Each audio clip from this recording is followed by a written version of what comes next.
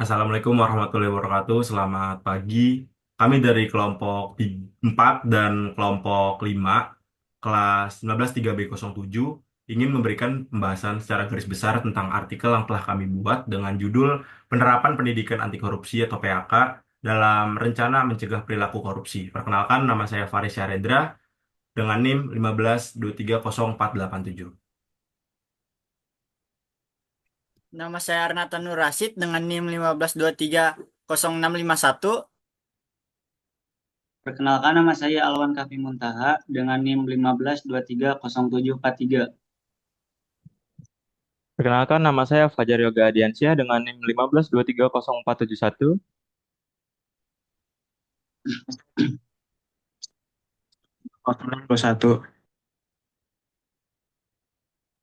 Perkenalkan, nama saya Nindya Dwi Lestari dengan NIM 15230772.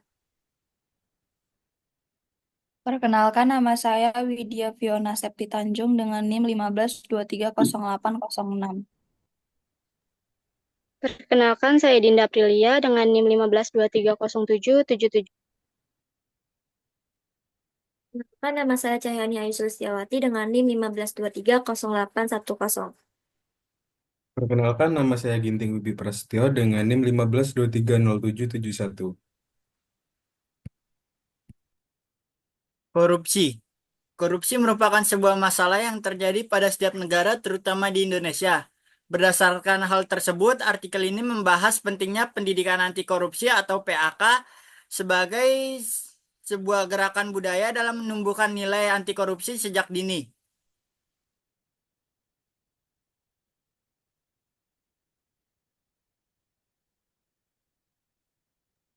Oke, izinkan saya melanjutkan pembahasan telah teman saya lakukan.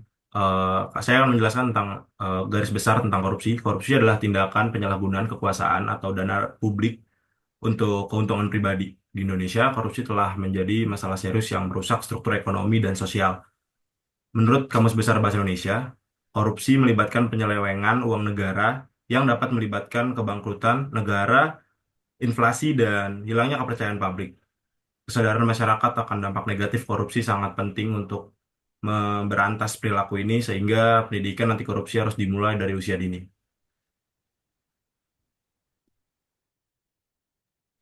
Pada bagian pembahasan ini ditulis beberapa hal yang dapat dilakukan untuk dalam pembangunan pendidikan nasional, antara lain meningkatkan kualitas pendidikan, mengembangkan kurikulum, meningkatkan sarana dan prasarana pendidikan, mempromosikan dan memberi penghargaan, dan meningkatkan peran masyarakat dan stakeholder. Dalam bagian ini juga ditulis beberapa dampak dari korupsi. Yang pertama, merusak fondasi ekonomi. Kedua, melemahkan sistem pendidikan dan kesehatan. Ketiga, menghancurkan keadilan sosial. Keempat, menurunkan kepercayaan publik. Kelima, menghambat investasi dan produktivitas. Keenam, mengurangi efektivitas penegakan hukum.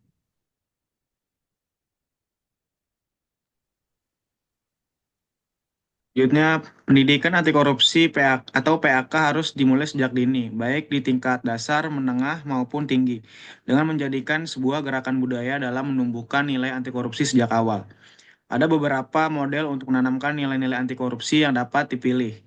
Menurut Elwina dan Rianto tahun 2008, model-model tersebut antara lain: yang pertama, model sebagai mata pelajaran tersendiri. Kedua, model terintegrasi dalam semua mata pelajaran. Ketiga, model di luar pembelajaran. Yang keempat, model pembudayaan pembiasaan nilai dalam seluruh aktivitas dan suasana sekolah. Yang kelima, model gabungan model. Adapun untuk model penamaan nilai anti korupsi pada pendidikan anti korupsi itu bisa dibikin menjadi 5 model. Yang pertama itu bisa dijadikan mata pelajaran tersendiri atau disampaikan sebagai mata pelajaran tersendiri di bidang studi yang lain. Yang kedua itu terintegrasi dalam semua mata pelajaran. Pendidikan anti korupsi disampaikan secara terintegrasi dalam semua mata pelajaran. Yang ketiga, di luar pembelajaran. Di luar pembelajaran juga kita harus menanamkan nilai-nilai anti korupsi. Yang keempat yaitu pembudayaan pembiasaan nilai dalam seluruh aktivitas dan suasana sekolah. Penanaman nilai-nilai anti korupsi ditanamkan melalui pembudayaan dalam seluruh aktivitas dan suasana sekolah. Yang terakhir itu ada model gabungan, menggunakan gabungan antara model terintegrasi dan di luar pembelajaran secara bersama-sama. Baik, adapun metode atau cara penyampaian nilai-nilai anti korupsi, eh, di antaranya adalah metode demokrasi.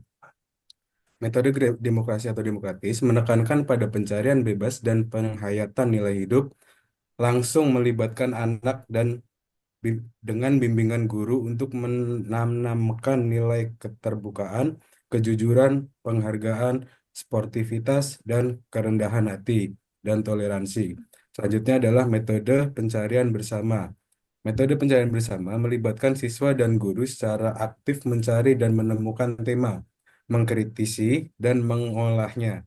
Siswa diharapkan mengambil nilai yang ada dan menerapkannya dalam kehidupan mereka.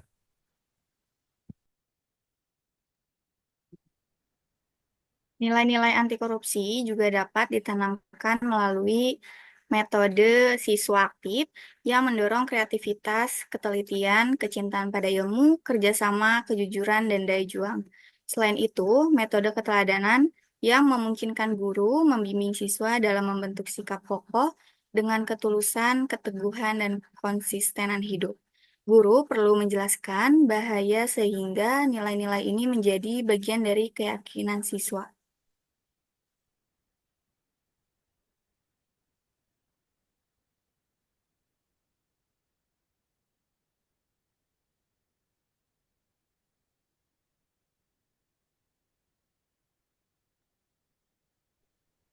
Oke, metode Life In. Metode Life In memberikan anak pengalaman hidup bersama orang lain dalam situasi yang berbeda dari kesehariannya, membantu mereka belajar tentang cara berpikir, tantangan, permasalahan, dan nilai hidup yang beragam. Dilakukan secara periodik. Metode ini meningkatkan rasa syukur, toleransi, dan sikap sosial. Dengan bimbingan ini, refleksi rasional dan spiritual menjaga agar pengalaman ini diterima secara wajar dan seimbang.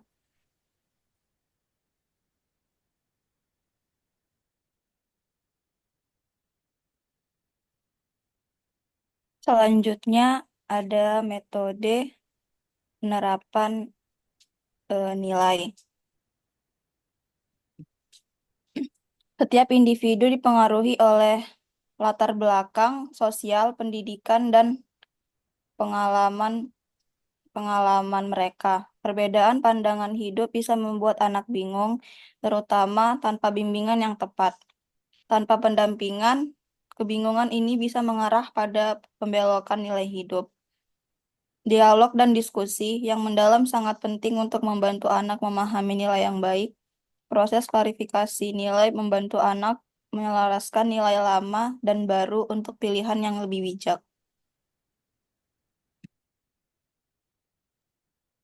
Kesimpulannya, pendidikan anti korupsi melalui pendidikan berkarakter, mengintegrasikan nilai-nilai anti korupsi ke dalam kurikulum, menciptakan budaya anti korupsi di sekolah.